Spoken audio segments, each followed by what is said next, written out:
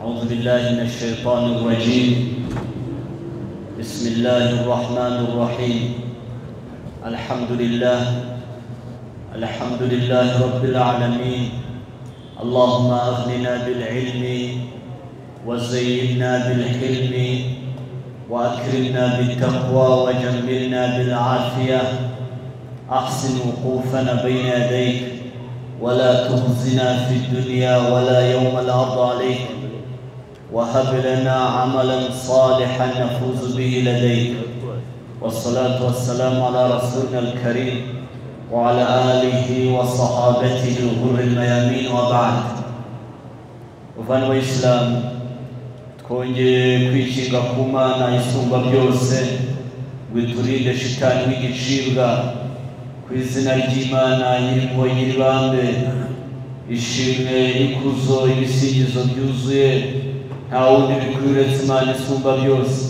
Allah tabaraka wa taala, we waduhaye ingabire zinyuranye, no mu ngabire tugira harimo gufata umwanya tukicara imbere yanyu tukabigisha, tukababwira ibyo twazunguye ku bamenyi bacu, tukababwira buno bw'Islam, tukabasobanurira amategeko yubatse idini twifashishije imvugo z'intumwa y'Imana Muhammad sallallahu alaihi wasallam zabashijwe kwandikwa n'abamenyi mu bitabo byizewe. Wal yawma inshallah muri iki cyicaro cya 19 turaza gutangira umuryango mushya nyuma y'uko dusoje umuryango wigishaga ibijyanye n'imihango y'abadamu. Wal yawma inshallah uyu munsi turaza kwigisha umuryango mushya nyuma y'uko umuntu amaje kwisukura ndetse akabwirwa ibijyanye n'isuku byose. Igikurikiraho ni ukujya imbere y'Uwiteka akibombarika, agaca bugufi, agasari yitonze atamashwagurika.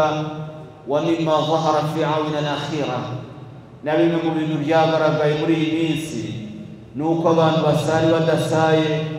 Umuntu afunga iduka rye akava mu murima we akareka ibyashara bye akavuga ko aje gusara, ariko yaba ari gusara ukabona ntabwo ari gusara, ari kwikiza. Abantu basari bikiza barahari turababona. Wa mimma yajibu al-iltizamu alayha, bimwe mu bintu abantu bagomba kwitondamo bakabikora n'ubwitonzi, bakabikora bitonze n'isala, bakayikora na khushu, bakayikora n'ubwitonzi bukomeye. Intumwa y'Imana Muhammad sallallahu alaihi wasallam yavuze yuko ku munsi w'imperuka isala niramuka itunganye bagasanga isala idafite ikibazo, ibarura ry'umuntu rizoroha, ibindi bikorwa bizagenda neza. Ariko umuntu asari amashwagurika kubera icyo wasize iduka ryawe, kubera icyo wataye moto yawe, kubera icyo wataye imodoka yawe, kuki utagumye ngo ubikore ukaza gusara? Nimba rero wabiretse ukaza gusara isari witonze, abasangiranye n'intumwa y'Imana Muhammad sallallahu alaihi wasallam kanu yakhbitun, bajyaga bagira ubwitonzi no kwibombarika mu isala hatta tazunnu ta'ir, kugeza ubwo icyo bita inyoni ishobora gukeka ko ari umuntu uhagaze utakuja igahagarara ku mugongo kubera kwibombarika mu isala. Bityo abantu bagoye kwibombarika, ntabwo ukwiye gusara uko ubonye, isala uzayibarurirwa. Qala alayhi salatu wassalam, wa inna ar-rajula la yusalli 60 ama. Intumwa y'Imana yagivuga iti umuntu ashobora kuzasara imyaka 60 walam yuqbal minhu salatun, nta sala nimwe yakiriwe muri iyo myaka 60 wamaze usara. Fa atimmu ruku'a, nimuzuza inkingi yo kubama, wasujuda n'inkingi yo kunama no kubama n'iyo kuvayo, wal i'tidalat no guhagarara ugatuza uvuye ruku, wa kadhalika jami'ul arkan n'izindi nkingi zigize isala. Wa atimmu al-adhkara, nimurangiza n'amagambo bavugamo yavuga n'ubwitonzi, apana kuvuga subusubu nkuko abantu tujya tubyumva. Wa illam ta'lamu as-salah, nimba isala utayizi ngwino wegera abashehe bakwigisha isala, ni gutumara imyaka 100 utazi gusala ukabyemera, watastamiru ala tilka alhal, ukagumya ukabaho gutyo kuzageza upfuye. Ibyo ni ikintu gikomeye cyane bavanye mu Islam. Nimba utazi gusari kuki utabyiga? Umuyisilamu yemerewe kwinjira idini akamara amezi 6 aramenye gusara. Uko yaba ameze kose isala mu mezi 6 uba wayimenye. Wa qariban inshallah twabwiye imamu tubimusabye ko tugiye gutangira kwigisha abantu bashya mu idini n'abandi bayisilamu batazi gusari, batazi babu al-umur al-muhimma, bimwe mu bintu by'ibanze umuyisilamu agomba kubazi. Gusari, ibijyanye no gusiba, amategeko y'ibanze ugomba kubuzi, allati la uzra laka alaiha, amategeko udashobora kuvuga ko ufite uzuru nimwe ikuza kuyamenya. Bityo rero tugiye gutangira umuryango wigisha mawaqitu sala. Mu gitabo cyigisha sala tugiye gutangira kubigisha ibyo bita mawaqitu sala, imbago n'ibihe by'isala.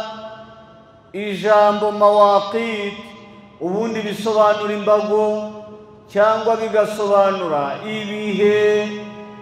وقد قال الله عز وجل، الله تبارك وتعالى yagize ati arimo araganiriza abayisilamu ibijyanye n'isala ngo inna as-salata kanat 'ala al-mu'minina kitaban mawquta, ngo mukuri sala ni ikintu cyahawe igihe nyacyo cyacyo kubemera Imana, ni igihe cyagenwe, ni igihe gifite aho gitangirira naho kirangirira. Muri iyo hadisi turi busome turaza kubibona. Wal mawaqit, iyo tuvuze mawaqit ni ijambo ryo mu rurimi rw'icyarabu risobanura miqat. Wal miqat bivuga imbago, wa minhu miqatul hajj wal umra, nk'uko intumwa y'Imana yashyizeho imbago z'abantu bajya gukora umra na hijja, ibabwira ko aho hantu yabateguriye cyangwa yabashyireho imbago batagomba kuharenga batambaye ihram, nk'uko tuzabibona mu miryango ya hijja. Wal miqat aidan, nanone miqat bisobanura igihe. Wa hiya al majiratu wal waqt, ingengabihe cyangwa igihe runaka. Was-salatu laha waqtun muhaddad, amasengesho dusari 5 ya buri munsi afite ibihe yagenewe na sharia ntarengwa. Wala yajuzu al-muslim, bitemewe ku Muislamu agenda ngo aghafiri kazubare ibyo bihe birinde biva madasayi isala yagenewe kuri icyo gihe. Ikindi nuko nyine tuza kuvuga miqatu sala, ibihe by'isala 5 z'itegeko, nicyo turi buhereho. Wa yuradu biha, iyo tuvuze isala tuba dushaka kuvuga isala mu buryo bubiri. Uburyo bwa mbere ni uburyo rurimi. Iyo tuvuze uburyo rurimi nuko idini y'Islamu yamanutse mu rurimi rw'icyarabu, ntabwo idini y'Islamu yamanutse mu Gishinwa cyangwa mu Cyongereza cyangwa mu Gifaransa, yamanutse mu rurimi rw'icyarabu. Wa takriman li hadhihi al-lugha, byatumye twubaha runo rurimi, turarwiga, turarukurikirana kugira ngo tuzasobanurire idini tudaciwe hirya no kujaga kuberereka. Isala rero mu rurimi rw'icyarabu bivuga iduwa, ubusabe. Iyo ubwiye umuntu sawusalli alayka, iyo ubwiye umuntu w'umwarabu uti sawusalli alayka, ndaza kugusarira, ndaza kugusabira. Sawusalli alayka, ndaza kugusabira, birumvikana. Ariko muri sharia, mu rurimi rwa sharia rwa fiqh, bivugwa ko ari ibada. Ni ibada, ni isengesho ryubatswe n'ibikorwa n'amagambo atangizwa na takbiratul ihram Allahu akbar ugafunga isala. Icyo gihe al-ihram tuhrimu ma huwa kharij min as-salah. Iyo takbira yitwa ihram li'annaha ahramat ma huwa kharij as-salah, kubera kwiziririza ibizi nyuma y'isala, kurya, kunywa, kuganira, guseka n'ibindi. Bityo rero iyo ibada itangizwa n'ibyo twavuze, igasozwa na salam wa taslim, gutora salamu. Biri n'ibice bigera nko kuri bitatu. Hari bamwe bavuze yuko ushobora gutora salamu imwe yonyine, abandi bavuga ko ushobora gutora salamu eshatu, iya mbere ikaba iya imamu, iya kabiri ikaba iy'aburyo, iya gatatu ikaba iy'ibumoso. Abandi bakavuga yuko ugomba gutora salamu ebyiri, iy'uburyo n'iy'ubumoso. Wa qawlu rajih, imvugo imenyerewe n'abayisilamu bose nuko salamu ari ebyiri. Salamu ni zingahe? Ni ebyiri. Wa mimma yajibu almururu alayhi, na kimwe mu tubibutsa muri ibi nuko isalamu yitegekwa ari iy'uburyo yonyine, naho iy'ubumoso ni iy'umugereka. Isala rero nuko watashmalu arkanan, ikabikubiyemo n'icyo twita arkanu, inkingi zayo. Izo nkingi tuzaziga uko ari 14. Wakazalika qira'atan, hakaba hanakubiyemo igisomo. Iyo tuvuze qira'a ni suratul Fatiha n'andi masura mato mato umuntu ashobora gusoma mu isala. Wayajuz, biremewe kandi ku muntu winjiye idini utaramenya byinshi, gusoma suratul Fatiha ni sura imwe. Iyo ari yazi yonyine biranemewe yuko ayisoma kuri rakazombi. Wakazukira anna ahada almuslimin, byavuzwe yuko umwe mu bamamuma yatembere mu bihugu by'abaturanyi, ngo yari yambaye ikiremba cyiza, yateye n'ipasi. Fadhanna al-imamu annahu aliman, umwe mu bayimamu akeka ko ari umumenyi ukomeye. Fafaddalahu ala almuslimina wa qaddamahu, ngo aramubwira ati jya imbere udusarishe. Fartajafa wartabaka, agira ubwoba ariko yihagararaho arasarisha. Wakazukira anna ilmuhu, byavuzwe yuko yari afite ubumenyi, yari azi suratul Fatiha n'isura imwe ya Ikhlas yonyine.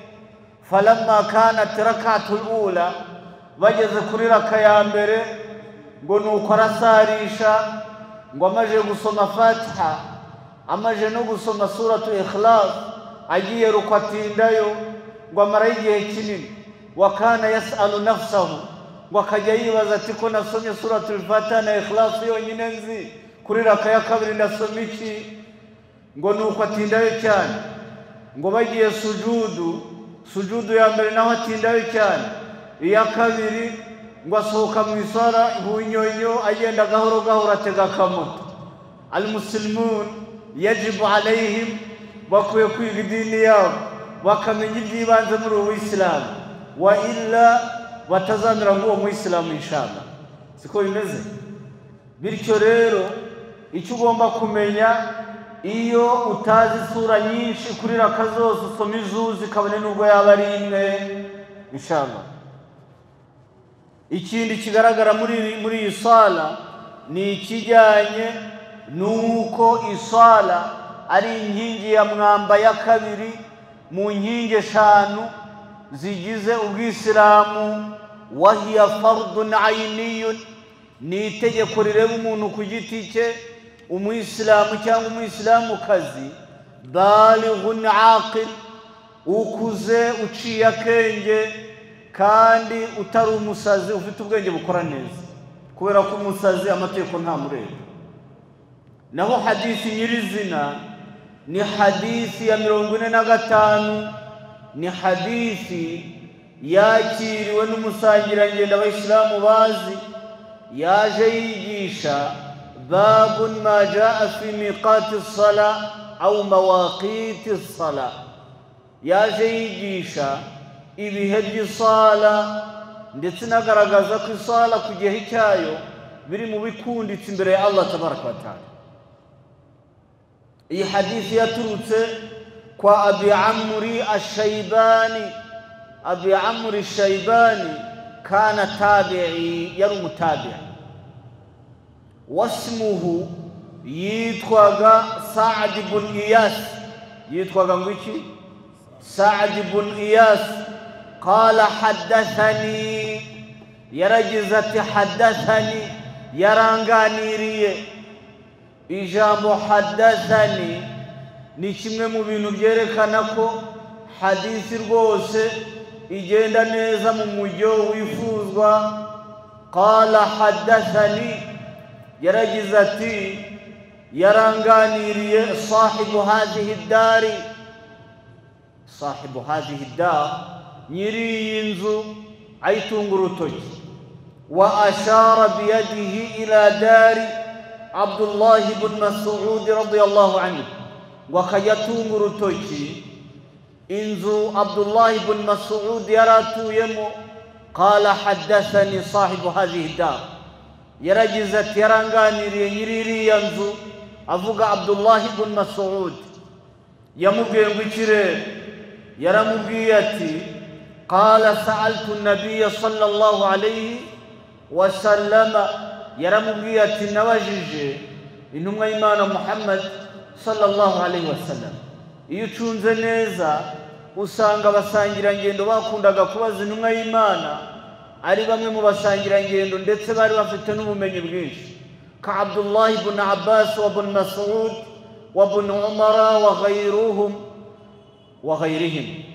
Nka Abdullah ibn Mas'ud, Abdullah ibn Abbas, ndetse na Umar n'umuhungu wa Umar ibn al-Khattab Abdullah ibn Umar, wa kadhalika Abu Huraira n'abandi, wa Aisha wa Salama n'abandi basangira ngendo n'abasangira ngendo kazi, cyane cyane abavuzwe yuko bari abamenyi barindwi kuruta abandi.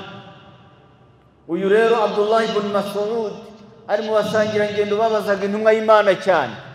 Yabajije intumwa y'Imana ati, iyi hadith abayisilamu barayizi, ayyul amal ahabbu ila Allah, ni igikorwa kigikunditse ku Mana kurusha ibindi. Ayyul amal ahabbu ila Allah, ni ikihe gikorwa gikunditse ku Mana kurusha ibindi? Ngo nuko intumwa y'Imana iramubwira iti qala as-salatu ala waqtiha, ngo igikorwa cya mbere gikunditse ni isala ikorewe ku gihe cyayo, umuntu ntayikereze, igihe cyayo cyakwinjira agahita ayikora. Ikindi yamubwiye, yaramubaje ati nta kindi, qultu thumma ayyu, ese nta kindi gikorwa kitari icyo?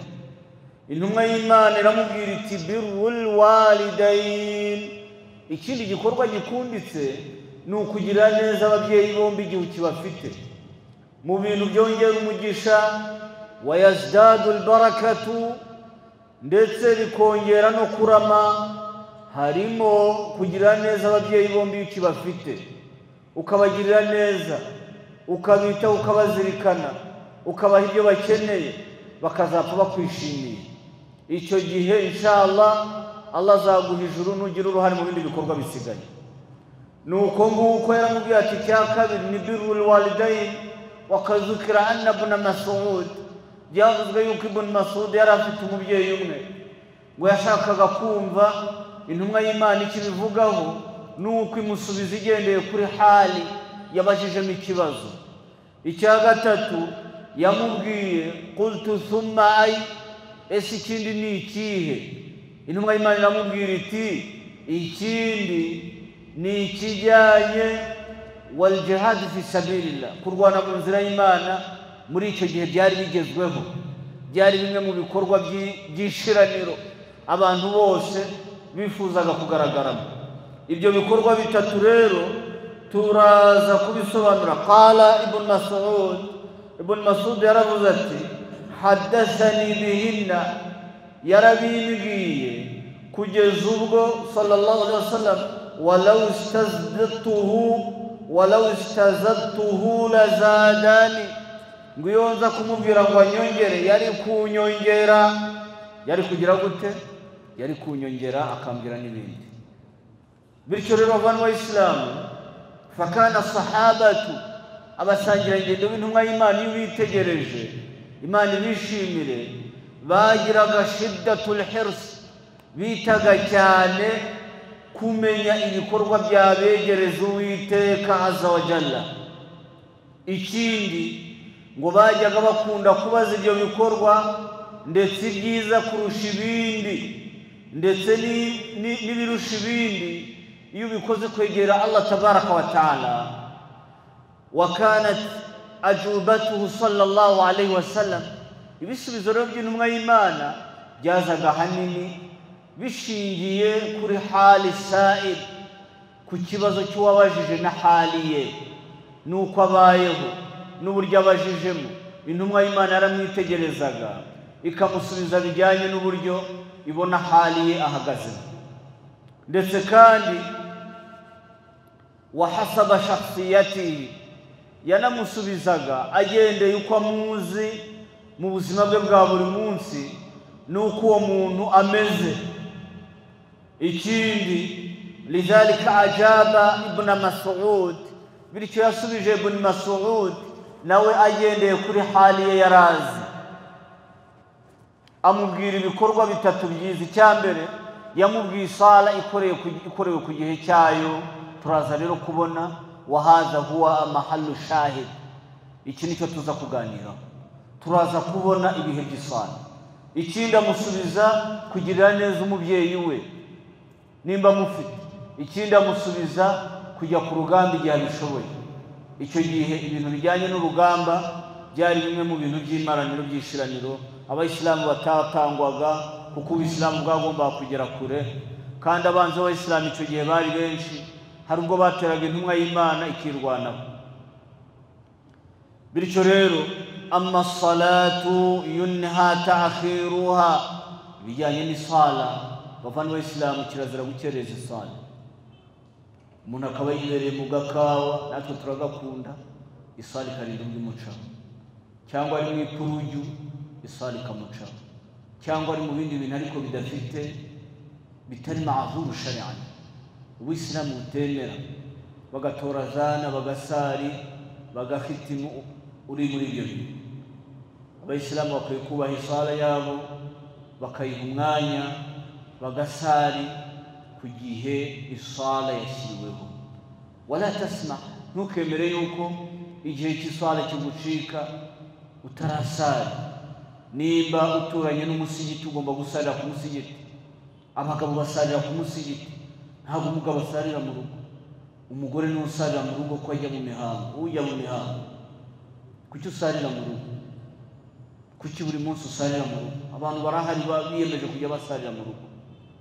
No mu bintu byerekana ko Ubuyisilamu butaratera imbere iwacu nuko abantu basarira mu ngo zabo.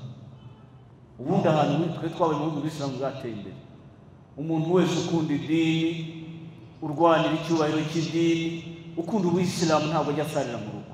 Iyo bakimye isara afunga iduka, ryaba irya zahabu ryaba irya feza, iduka ararifunga akajya gusara, kandi agasara neza yitonze.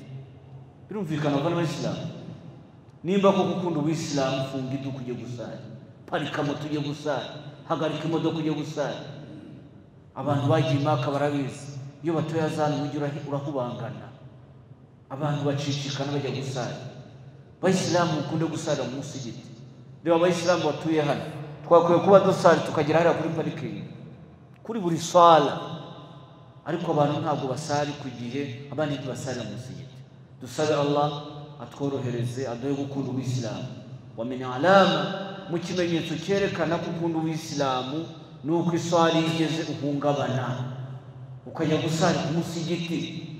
Waba ufite umwana muto ukamujyana, birumvikana abana b'Abayisilamu mugomba gukunda idini yanyu muhereye kuri iri sengesho inshallah. Icya kabiri, tugomba kwigisha Abayisilamu nuko batagomba kurangara nyine igihe cy'isala kikavamo, watasahulu anha wataswifu, no kuvuga ngo ndabansari. Ibyo bintu ni bibi. Ubaye upfuye byagenda gute?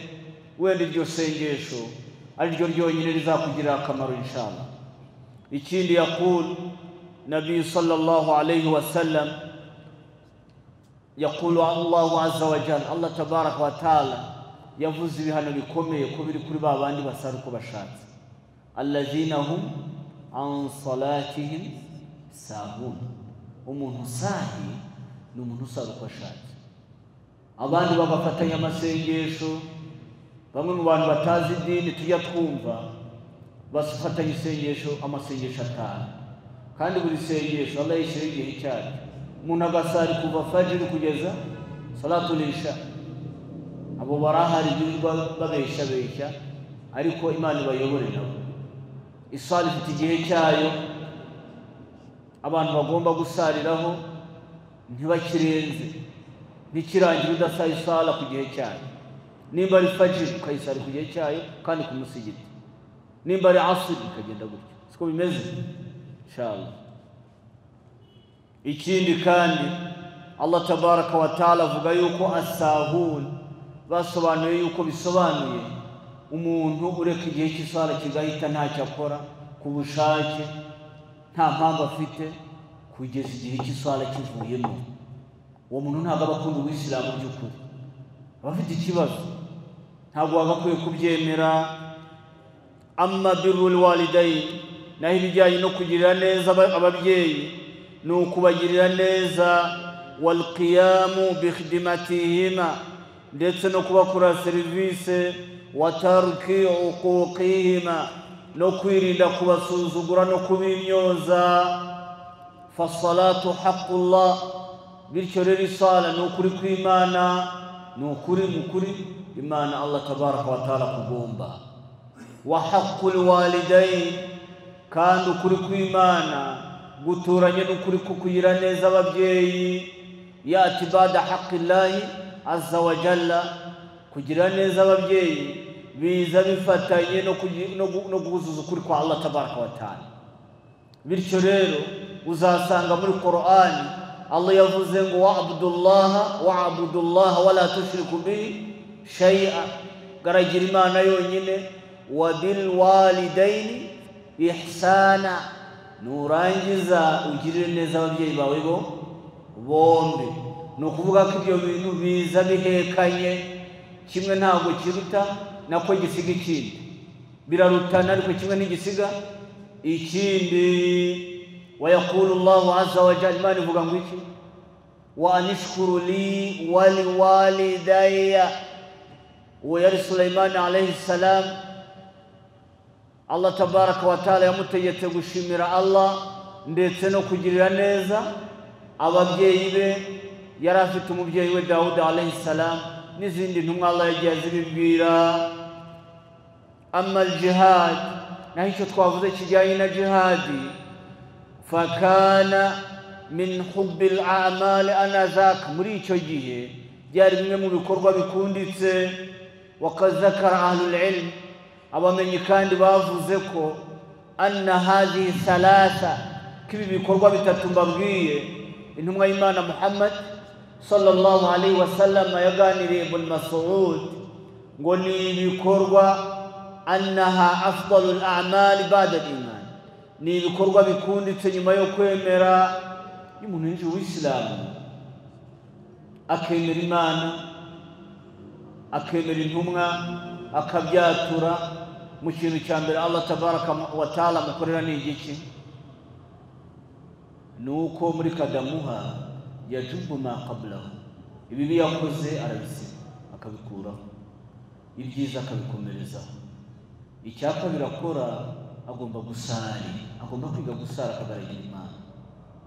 Bityo rero intumwa y'Imana imaze kwigisha iyi hadith, abamenyi bavuze yuko ibikorwa bitatu nyuma ya Imana, birumvikana, nyuma yo kwemera, nyuma yo guhamya Imana imwe, igikorwa gikurikiraho gikunditse n'ibi bitatu.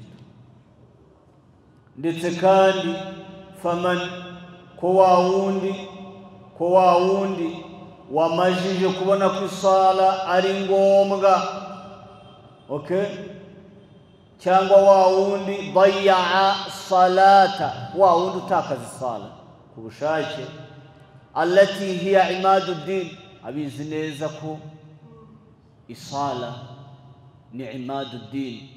Urabona ino nkingi, iyi nkingi itari muri iyi nzu yazahanuka, amaherezo yazahanuka kubera ko inzira remereye hejuru ikeneye inkingi yifata kugira ngo itaba. Isala nayo iyo idahari Uislamu buragwa, Uislamu ugira gute? Uratakara. Inkingi mu nkingi zikomeye muri iri dini harimo isengesho, isala. Umuntu rero uyangiza akayireka ku bushake azi neza ko ari inkingi y'idini,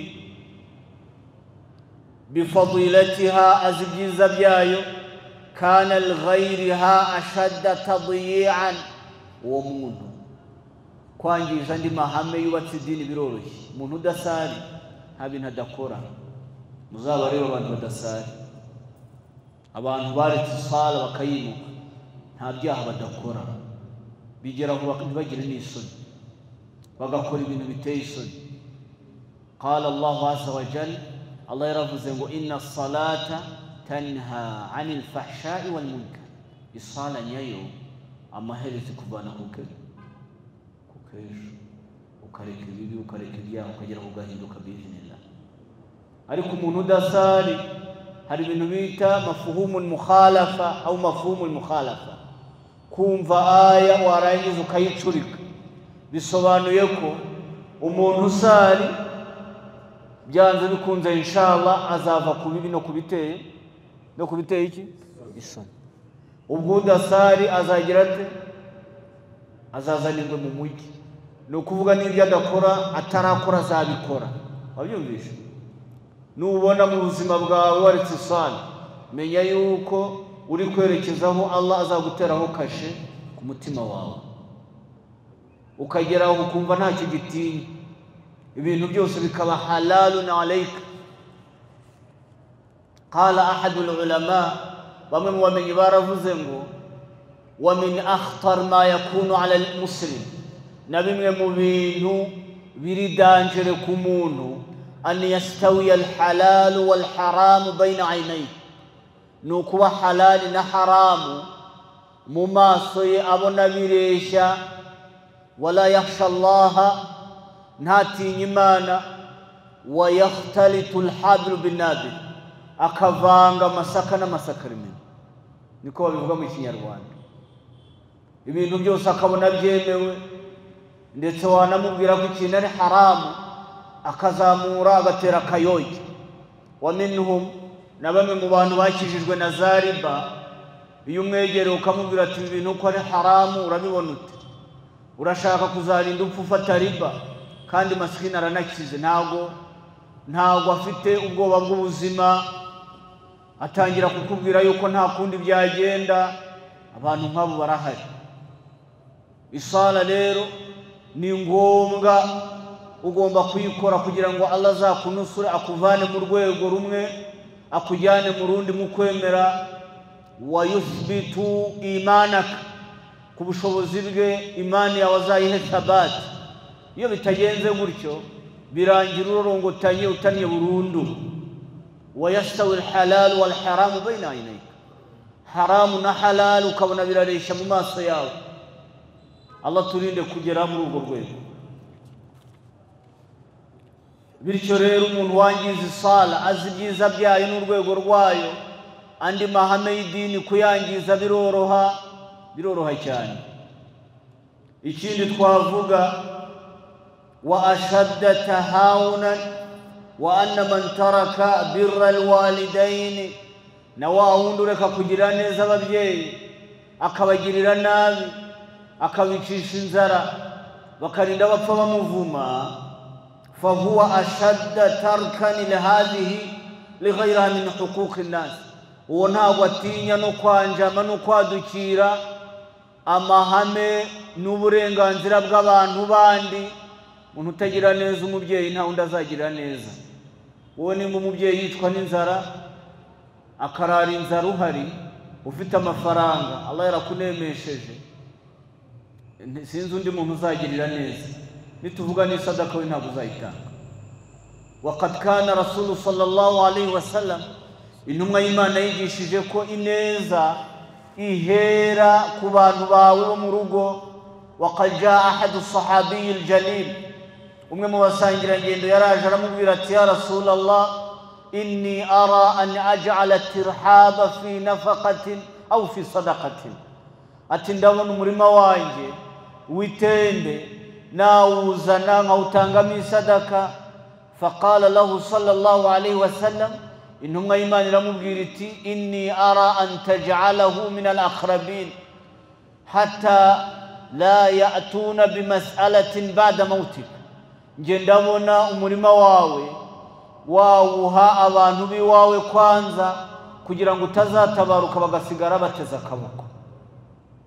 Ni ukuvuga ko ugomba mbere na mbere kugira abantu bawe neza, abana bawe, umugore wawe, umubyeyi wawe, ababyeyi bawe bombi. Nicyo cya mbere kibanze mbere yo kujya gufasha abandi bahandi, banza kubawe. Fabda biman ta'ul, intumwa y'Imana niko yajyaga ivuga ngo hera kubo ushinzwe, harimo n'ababyeyi bawe rero. Bityo rero umuntu wangiza amahame y'Uwiteka aya 3 tuvuze, kwangiza asigaye abantu biroroha, arayangiza akakaza. Wa min maqasidi fardiyatiha, na zimwe mu mpamvu n'intego Allah tabaraka wa taala yagize isala itegeko nizi zikurikira. Wa fihi ma yusamma bimaqasidi as-sala, bimaqasid ash-shari'a. Mu Bisilamu tugomba kumenya impamvu amategeko yabayeho, kubera iki ubundi dusara, kubera iki dutawaza. Ubu wakubaza impamvu dutawaza ni iyi. Mu mpamvu isala cyangwa udu yabaye itegeko harimo impamvu nyinshi. Muri yo mu bugenge burimo harimo tajdidu nashat, ni ukongera kugarura courage. Iyo umuntu yumva asinzira atameze neza agasubira gutawaza, arongera akagarura ubuyanja, siko bigenda. Wa minhu alqiyamu amama azza wa jalla biwudu'in wa tahara, harimo no guhagarara imbere y'Uwiteka mu masengesho yawe usukutse. Wa minhu, harimo no kuba uzagenda imbere y'Uwiteka urabagirana aho wagiye utawaza. Ibyo byose ni maqasid, ni ubugenge bwo kuba ikintu cyaragizwe itegeko. Fama maqsadi as-sala, ese ni ubuhe bugenge buri mu kuba isala yarabaye iki itegeko? Wa man fahima al-maqasid, n'umuntu usobanukirwa icyo amategeko yaragamije, yasuhulu tatbiq, biramworohera kuyashyira mu ngira yasobanukiwe. Wa min maqasidiha tahqiqul ubudiyyah, namwe mu mahame ndetse n'intego zatumye isaliba itegeko harimo kugira ngo duhakikishe iki? Kugaragira Uwiteka no kumwisuzuguzaho no kumucaho ubunebere mu Kinyarwanda, kugira ngo Allah dukunde, tugashyira agahanga hasi, aqsa tazallulan, kwicisha bugufi kwa nyuma mu buzima bw'umuntu no kwisuzuguza, akabikora kubera Imana, kugira ngo Allah mukunde, azamuhe, anamugororere. Icya kabiri, maghfiratu lidhunubi wa mahwuha, ni ukugira ngo tubabarirwe ibyaha. Qala alayhi salatu wassalam, intumwa y'Imana iti wassalawatul khams, n'amasala atanu hagati yayo Allah tabaraka wa taala aduhanaguraho utwaha duto duto. Wa huna sual, hano hari ikibazo. Nihagira umuntu mu rugero rw'icyaha gito, hagira umuntu umanika ambwire icyaha gito, gutukana ni icyaha kinini.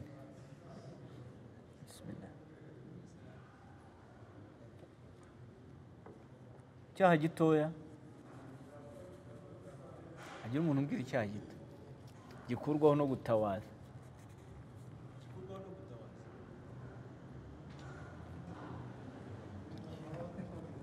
Maze icyo gihe utabigambiriye Allah ntago abikubaza biguciyeho icyaha gito muzagende mwiga ibyaha bito rero dore ntabyo muzi mu byaha bitoya bito kabisa harimo kwinjira munsi y'igiti no kuguru k'ubumoso cyangwa kwinjira muri toilette no kuguru.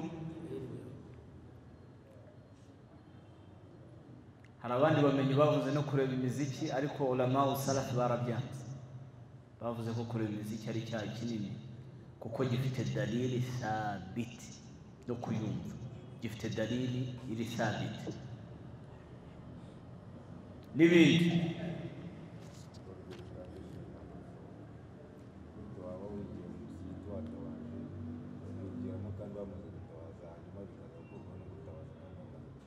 Oya ntago mvuze ko bikuraho gutawa ndavuga icyaha gito ndavuga icyaha kwinjira munsi y'igiti no kuguru kw'iki kubumoso.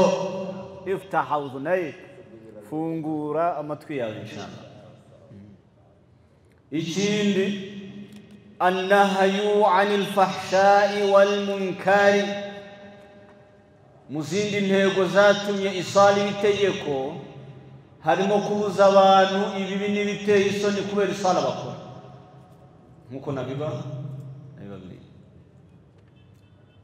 Wa min huna inshallah tukaba turangije iyo hadithi ya mbere tukaza kugenda tuyisobanura gahoro gahoro.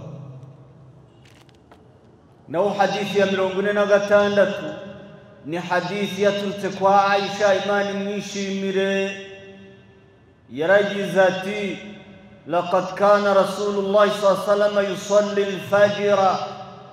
Iyi hadithi tugiye gusoma igaragaza ibihe nyabyo intumwa y'Imana Muhammad sallallahu alaihi wasallam yasariragaho amasengesho ye isalazi. Aisha Imani mwishimire yaravuze ngo intumwa y'Imana yayaga isali salatul fajr fashahida ma'ahu nisa'un min almu'minati ngo nuko bamwe mu badamu nabo bakayihuduriya salatul fajr nabo bakagira bati bakayisari bakaza kwisara mu musigiti ariko ngo bazaga mutalafi'atin bifurebye bimurutihinna bifurebye ibishura byabo ibishura ngira ngo murabizi. Thumma yarji'na ila buyutihinna isala al-fajr yarangira bagasubira mu ngo zabo. Wama ya'rifuhunna ahadun min al-ghalasi nihagira umuntu numwe ubamenya kubera al-ghalas wal-ghalasu ni ukwivanga kumwijima ndetse n'amanywa yo bujya gucya ni ukuvuga mu museso umuseke wenda gutambika kuriya umwijima w'ijoro wivanga no gutangaza kw'amanywa babyita al-ghalas bihayth ku buryo umuntu ntabwo ashobora kumenya undi kureba undi ngo amumenye ako gahe kaba gahari nuko ubuhaje amatara nuko haje iki amatara. Ijambo al-murud bisobanura aksiyatun mu'lamatun takunu min khazin wa takunu min suf. Murud ni imyenda ikoze mu ipamba y'amabara ni ipamba. Naho mutalafi'at multahfati babaga bifurebye wal ghalas. Ijambo al-ghalasi bisobanura kwivanga k'urumuri rw'amanywa rwa mu gitondo ndetse n'umwijima wa ninjoro w'ijoro. Sawa. Iyo rero witegereje hadithi usanga uwisilamu ari idini yaje guhishira umuntu. Yaje guhishira iki? Yaje guhishira umuntu. Ahubwo umuntu niwe wishyira hanze ariko ubuislamu bwaje kugira gute? Bwaje kumuhishira, bwaje kumwambika sitiri no kumuhishira. Wasiyana bwaje no kumurinda, kumurinda ikibi bushyizeho amategeko kubera hikima zihishemo. Wal'ifaf no kwifata, no kwifata. Bityo faqad amara bisitri hasa jasad al-mar'ati, nuko nguko ubuislamu bwanategetse kumwemeramana kazi nyawe akwiye kubaho yihisha, yirundarunda, yambara yikwiza. Nubona umudamu ushaka kugira ngo ikibuno cye kigaragare, umudamu abarundi kabisa. Umudamu nyawe utinya Imana, wubaha Imana n'intumwa n'idini ye, ntabwo ibyo bintu ajya bitekereza. Ariko kubera aho isi igeze, dusigaye tubabona baza no gusari, nawe akaba abizi, yaza gusara agatira igitenge cyakaba yakigendanye mu gasakoje. Fahiya ala ilm, abafite ababizi neza ko ibintu arimo atari byo. Abadamu batinya Imana binjire mu idini be bose, apana ibintu byo kubeshya n'uburyarya. Wowe niba warahisemo kuba umuyisilamu, ambara uko idini gutegeka, ambara ibintu bikurura hasi bitagaragaza uko uteye, kuko wagiye mu idini ntawe ugufasha ku gatuza. Siko bimeze. Dukomeje gusobanura no gufutura no kugerageza kubagaragariza ibihe intumwa y'Imana Muhammad sallallahu alaihi wasallam yakoreragamo amasengesho, tukaba twari tugezaho ubuislamu bwategetse umudamu kwifureba no kwirundarunda, akambara akikwiza kugira ngo agere imbere ya Allah tabaraka wa taala atambaye ubusa. Fa amara bil hijab, uislamu bwamutegetse kwambara hijabu, wasiyaba asabigha, n'imyenda ikwiye umubiri mu buryo bwuzuye, allati la tudhiru jasadaha, itagaragaza uko ateye. Bityo rero umugore utinya Imana ibingibi barabyitwararika, ntave mu rugo iwe yambaye ubusa, ntagenda agaragaza uko ateye, akadodesha imyenda imurekuye cyane, ndetse kandi akagerageza kwitwararika igihe aciye ku bagabo, ntabe yisize ibihumura bituma bahindukira bakamureba, ntagende yambaye ishunshingeho zigenda zivuga kugira ngo abantu badahindukira ngo bamurebe. Watattaqillaha, agatinya Imana hatta fi sawtiha, no mu ijwi ry'agatinya Imana, akaba umuntu wubaha Imana, akiyubaha. Umudamu wubaha Imana akiyubaha, Allah yatanze isezerano yuko azamwubahisha. Wala tufassil ajzaaha, ndetse kandi ntayambara imyenda itandukanya ibice bye n'ibihimba bye by'umubiri. Ibyo ngibyo nibyo tubabwira. Ibyo ngibyo ubuislamu bwabishyizeho siyanatan lil mujtama'i, kugira ngo burinde sosiyete kullihi aho ikagera. La shaka ayuha almuslimun, ntabwo tugomba kwanga kubabwira yuko umudamu aka kanya abaye ari umuntu witonda, wiyubaha, wambara akikwiza, niyo ntangiriro, niyo ngazi ya mbere yatuma sosiyete itungana. Umudamu aramutse atunganya aka kanya, agakora inama na mugenzi we, bakavuga ko bagiye kwisubiraho, bakavuga ko bagiye kwikwiza, bakavuga ko batazasubira kwiyabonesha kuri izi mbuga, isi yahita itungana mu minota ibiri. Bityo rero ubuislamu bwashyizeho ibi kugira ngo burinde sosiyete aho iva ikagera itazagwa mu mutego uturuka muri ibi tubona, ituruka mu kwiyandarika no kwambara ubusa, batazagwa mu budanjeri bworeka umma. Mu bintu bituma umma yorekwa harimo no kuba umudamu yitwara nabi muri iyo umma. Dusabe Allah rero abadamu batinye Allah tabaraka wa taala kandi bitwararika. Lidhalika intumwa y'Imana Muhammad sallallahu alaihi wasallam iyo yajyaga gusarisha fajiri, abadamu bayihuduriyaga masturat, bambaye bikwije bimurutihinna n'ibishura byabo, ndetse kandi byatumaga kubera ukuntu babaga bikwije nta muntu wajyaga bamenya, ndetse kandi no mwijima watumaga abantu batabamenya. Wa fil hadith umur, iyo witegereje ino hadith usanga harimo ibintu bikurikira. Icyambere nuko byemewe ko umudamu asohoka akajya gusarira ku musiti fajiri, biremewe. Ryari igihe hariho umutekano kandi hariho amanu minal fitani, hatariho ibigeragezo bishobora gutuma bamugirira nabi, ndetse kandi watahfazuhunna mimmadha min ishhar anfusihinna, ndetse kandi akagenda afite tahafuz, yirinze yambaye yikwije. Ni na byiza iyo afite umugabo kuba ari we bajyana. Ikindi iyo afite musaza we usarira ku musiti ni we bajyana. Waqad taghayyara zaman, iyo witegereje muri iki gihe ibihe byarahindutse, ibihe ntabwo ari nka biriya. Waqad qala umwe mu bantu bayoboye al-haram al-makki witwaga,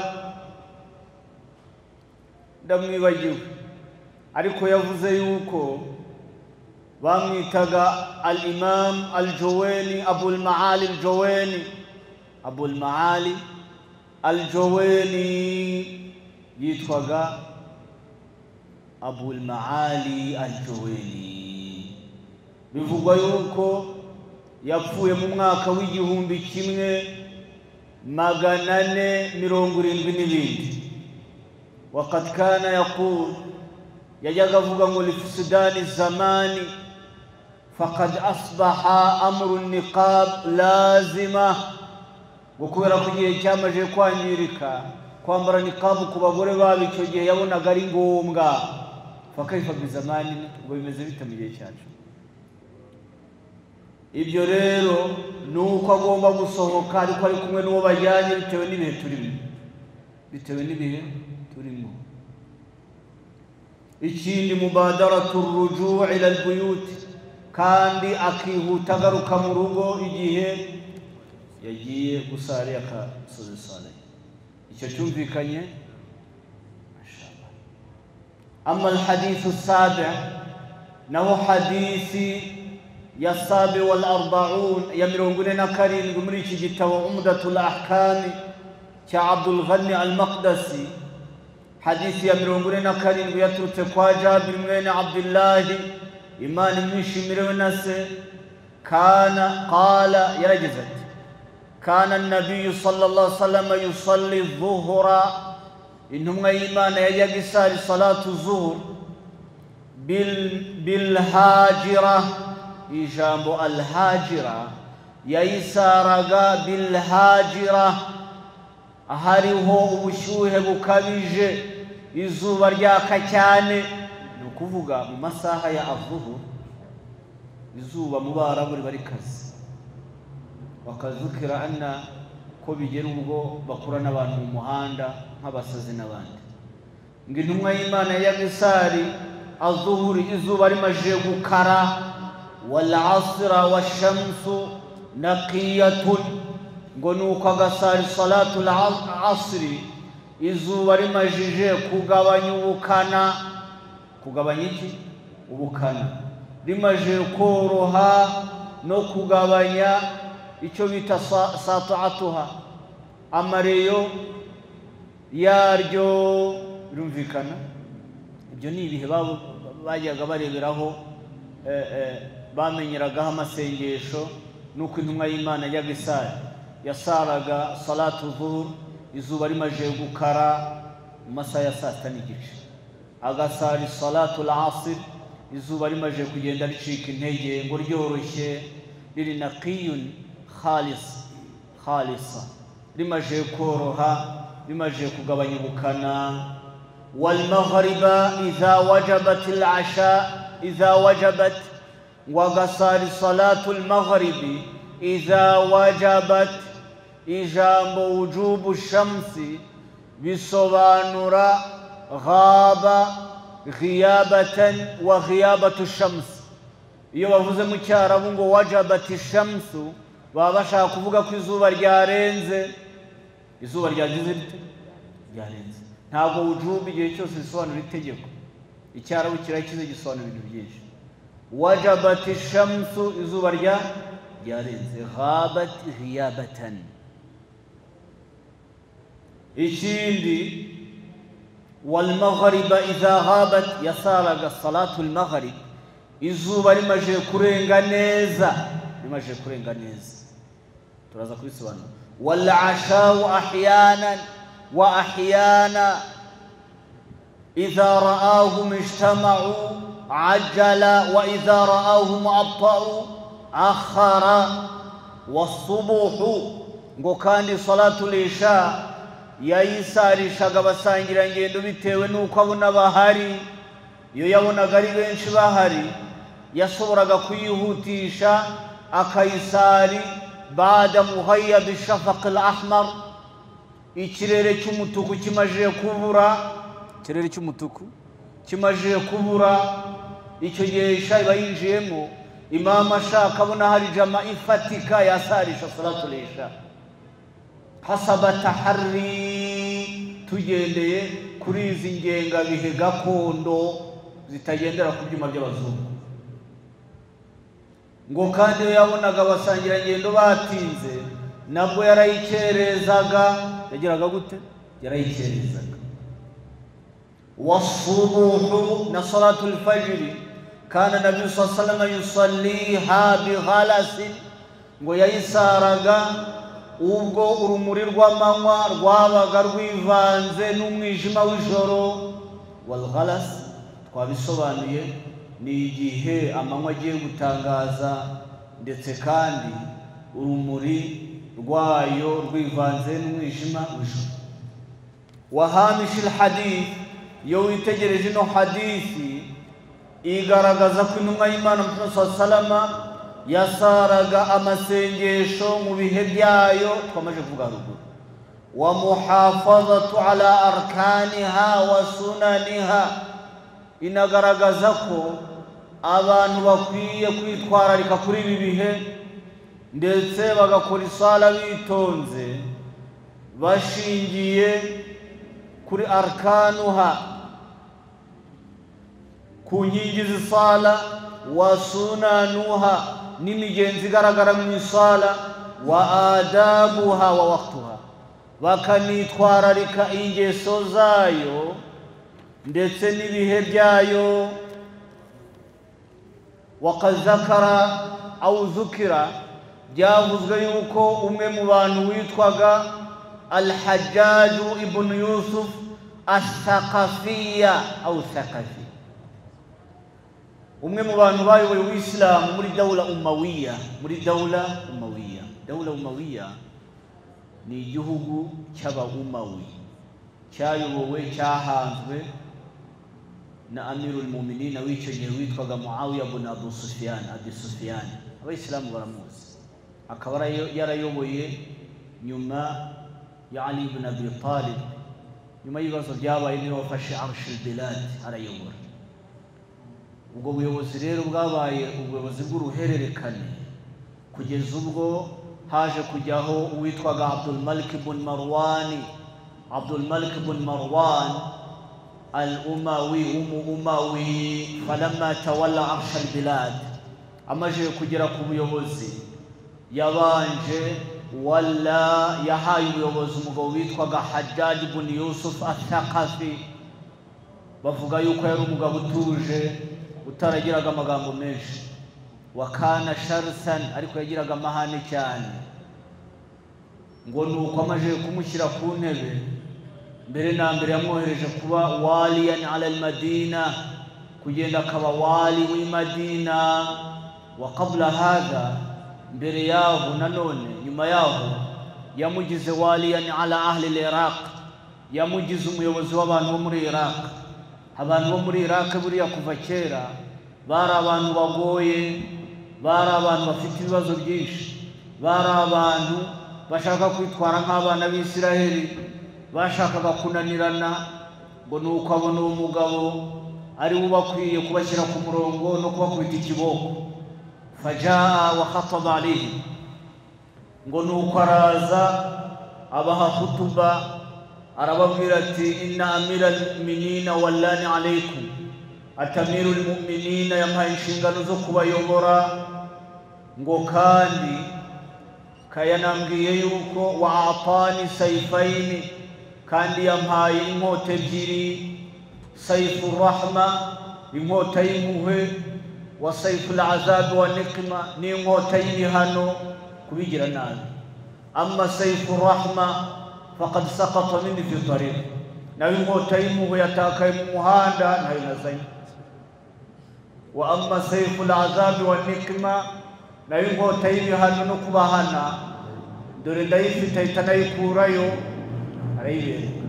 Wa qala ya ahla al-Iraq, arababwira ati bantu bo muri Iraq, wa ma'adina shiqaq wa nifaq, bantu b'intuguti n'uburyarya, inni ara ru'usakum qad aynat, ngo ndabona imitwe yanyu yahishije, wa hana qitafuha, kandi igihe cyo kwisarura cyageze, wa inni lamalikuha, ninjye nyirayo ntawe uzayinkoma. Niko yababwiye. Uyu rero umugabo yari hatari ubwo bamugize wali ala al-Madina, fima rawahu, mu bwakirizi bwaturutse kwa Muhammad mwene Amri mwene Hassan mwene Ali, anna al-Hajjaja, kuyu Hajjaj mwene Yusuf Muthaqafi, lamma qadima waliyan ala al-Madina, ubwo yazaga ari wali w'i Madina mu buyobozi bw'uyu mugabo nababwiye, Abdul Malik ibn Marwan al-Umawi, Abdul Malik mwene Marwan. Bari hamaje gupfa umusangirangendo witwaga, yapfuye yishwe aqiba maqtali Abdullah ibn Zubayr, amaje gupfa Abdullah ibn Zubayr. Ngo nuko uyu Hajjaj ibn Yusuf hari mu mwaka wa 73, fasala an-nasu Jabira ibn Abdullah, ngo abantu babajije Jabir mwene Abdullah an awqati as-sala, ibijyanye n'ibihe by'isala nyabyo intumwa y'Imana Muhammad sallallahu alaihi wasallam yakoreragaho iki, amasengesho. Li anna al-Hajjaj, kubera ko Hajjaj ngo yajyaga akereza igihe cy'isala. Waqad kana qadiman, mu bihe bya kera umuyobozi wayoboraga idini ni nawe wayoboraga amasengesho, yaba y'irayidi yaba yasarwaga kuri haram, mu bihe bya hija na khutuba ziteganyijwe ni wazitangaga. Birumvikana icyo gihe umuyobozi yagomba kuba ari n'umumenyi, ntabwo ari n'iki gihe, ntabwo ari n'iki gihe. Umuyobozi yagombaga kuba ari n'umumenyi, niwe wasarishaga fajr n'izindi sala, niwe watangaga khutabul jumu'ah, ibyo byose yarabifatanyaga akabifatanya n'ubuyobozi. Hajjaj ibn Yusuf rero niwe wasarishaga. Wa kana yuakhiru, yajyaga atinza ibihe by'isala, kugeza ubwo abasangirangendo babajije Jabir mwene Abdullah, bamubaza ibihe isala yakorerwagaho ku gihe cy'intumwa y'Imana Muhammad sallallahu alayhi wa sallama. فقال كان يصلي الظهر بالهاجرة، arababwira ati intumwa y'Imana yasalaga salata az-zuhur hariho iki, ubushyuhe bukabije, hariho iki, ubushyuhe bukabije, izuba ryakaze. Ngo nicyo gihe twasariragamo salatu az-zuhri, fayusalli aqba zawali fi shiddati al-harri, ngo agasari salatu az-zuhri inda waqti az-zawali waz-zawal. Ijambo zawal ni igihe izuba riba rigeze hagati na hagati mu kirere, ngo iyo ryarengagaho gato nibwo Rasul sallallahu alaihi wasallam yasalaga salatu az-zuhri. Ngo icyabitubwiraga ubushyuhe bwabaga ari bwinshi cyane, birumvikana. Wasumiyati hajira, impamvu abarabu ngo bumvishe intumwa y'Imana cyangwa bise iyi sala ko waqtuha waqtul hajira, impamvu bavuze hajira mu cyarabu hajira bisobanura min al-hajiri, no kwimuka no guhunga. Wa huwa tarku bisobanura kureka no guhunga ikintu. Ngo bayise gutyo iyo sala n'igihe cyayo lianna an-nasa kana yatrukuna at-tasarrufa was-sayr, kubera ko abantu muri icyo gihe bajyaga bareka bakanahunga bakajya mu mazu yabo kubera ubushyuhe bwinshi. Fayuhajiruna ila al-buyut wat-tasarrufa was-sayr, ngo muri ibyo bihe nta muntu wagendaga mu masasita, bose bahungiraga mu mazu. Niyo mpamvu babyise ngo iki al-hajira. Ikindi fayaqiluna, bakajya kuryama qaylula. Wal qaylula, qaylula ni kuryama nyuma ya saa sita, kuryama nyuma ya saa sita babyita qaylula, ngiye kuryama ka qaylula. Okay. Wa kana yusalli al-asra, ngo salatu al-asr niko Abdullah Jabir ibn Abdullah yababwiye ngo yasaraga salatu al-asr jari washamsu naqiyatun safiya khalisa, izuba rimaje gucayuka, sibyo rimaje koroha ritagikaze. Wasaqata qarna wa yusalli al-maghriba, ngo nuko agasali na salatu al-maghrib idha ghabat ash-shamsu, izuba rimaje kurenga. Wasaqata qarsuha, ijisho ryaryo rimaje kugenda burundu. Ijisho ry'izuba ni murizi, ni ukuvuga kari akantu kabamo hagati kabaga kamaje kubura burundu, nibwo yasalaga. Ni ukuvuga ryarenze neza, nibwo yasaraga salatu al-maghribi. Birumvikana ijambo wasaqata qarsuha ni igihe izuba rirenze neza, ka kajisho karyo kabuze kagiye. Wa yusalli al-ashaa ahyanan wa ahyana, twabisobanura. Agasali salatu al-isha rimwe na rimwe. Mpamvu bavuze rimwe na rimwe nuko hari igihe yayikerezaga cyangwa akayibangutsa bitewe na jama abo.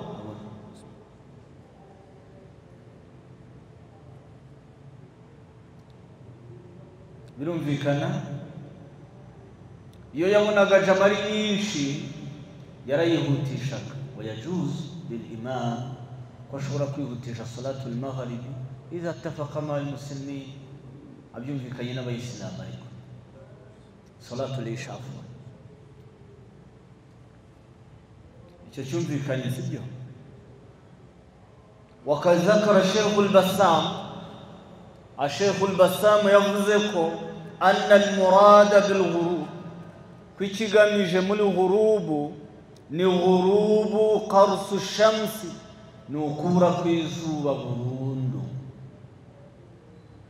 Jami'uhu, ryose uko ryakabaye bihaythu la yara minhu shay, kugeza ubu utabona na gato. Wa nuqila al-ijma'u fi dhalik, kandi mu bitabo by'abamenyi byandika kuri ijma'at, iby'abamenyi bemeranyijwemo mu bihe byabo, ibyo nabyo byarebwemo bibonwamo. ويمتد وقتها حتى مغيب الشفق الأحمر, ngo kandi igihe cy'amagaribi gikomeza gutyo kugeza igihe ikirere cy'umutuku kiburiye. Ikirere cy'umutuku iyo kibuze magaribi bivuyemo neza, hinjemo salatu al-isha. Ngo kandi ibyo bituruka mu bwakirizi bwa Abdullah ibn Umar muri hadith iboneka muri Bulughul Marami, itaba muri iki gitabo. Waqala al-Sheikh Uthaymin, na Sheikh Uthaymin Imana mwishimire kandi muhe n'umuheze, أن الحديث فيه بيان كي حديث رمو تيسير على الأمة واستحباب التعجيل في وقتي الفجر والمغرب. وي حديث كاندي يكون ثيمين يفوزي الصبانورة نويتي جيتابد الصبانورة يفوزي يوكو إي حديثي إغرغزمو كورو هرزا أمة محمد صلى الله عليه وسلم بتوبا كوميريري كجرا بدين التزابن. وكذلك تيسير والتعجيل نقوي شبه اليوم بهجامة غريب والفجر نيجي فجر كبيرا كبيرا انجرا فوبا. وإلى هنا إن شاء الله تذاكم زغتاها يسأل الله تبارك وتعالى كويا تواكير إن شاء الله. سبحانك اللهم وبحمدك نشهد أن لا إله إلا أنت نستغفرك ونتوب إليك.